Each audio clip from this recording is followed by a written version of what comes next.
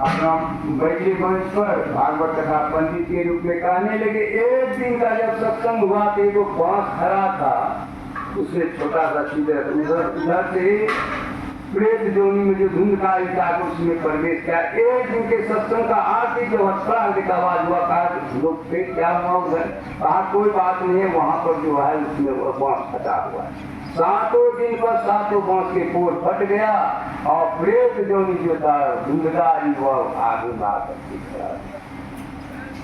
खड़ा होने के बाद उनको उधर से विमान आया था। चले यहाँ पर हम लोग नर नारी बैठे हुए हैं, वह कहा कि बाबा आपके भाई तो इतना दुष्कर्मी थे, उनके लिए वहाँ से विमान आए हैं, हम लोगों के कहा देखिए अगला सावन में जब सत्संग होगा तो हम लोग ध्यान पूर्वक से जब सुनेंगे बस एकदम सुनी समझाएंगे, अनुदित मन मत जाएंगे अति अनुराग नहीं चारि फल अचत तनु साधु समाज पर्याग, पूरा ध्यान पूर्वक सुने समझे नहीं होंगे, इसलिए आप लोग को विमान नहीं आया है। वह जो थे प्रेत जोनी में ध्यान पूर्वक सुने उनके लिए विमान आया है। अगला यह जो सावन होगा फिर सत्संग होगा, आप लोग ध्यान पूर्वक में आप लोगों के लिए विमान आया। कहने का भाव यह है कि पिंडदान हो गया, सब कुछ हो गया, लेकिन प्रेत जोनी बिना यह सत्संग से नहीं, वही जो अभी जनेश्वर बाबू ने उन्हीं के नाम पर यह सत्संग हुआ।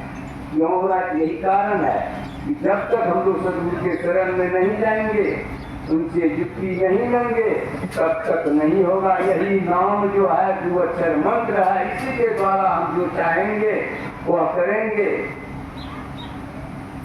दूसरा उदाहरण है, कहते हैं मरने के बाद ये कैसे सत्संग से क्या लाभ होगा। तो उसके संबंध में राजा अर्ज थे, राजा अर्ज जो थे वह कोटि गाय को दान करते थे।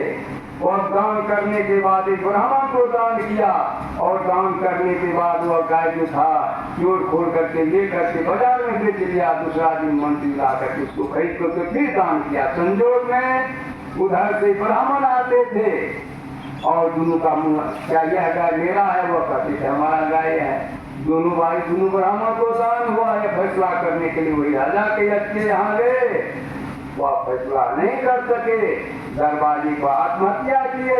उसका परिणाम क्या हुआ तो सर्वध्वनि हुआ। आज ही आकाशवाणी हुआ कि हमारा उद्धार कैसे होगा। तो कहा कि जब आपके परिवार में सत्संग होगा तब आपके सर्वजन से मिलेगा, आपके दूसरा कोई उपाय नहीं है। एक जन्म को कौन पूछे।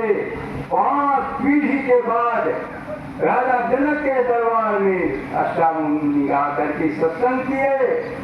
सत्संग के वक्त उधर से सर पाए और जाकर के मन के नजदीक बैठ गए।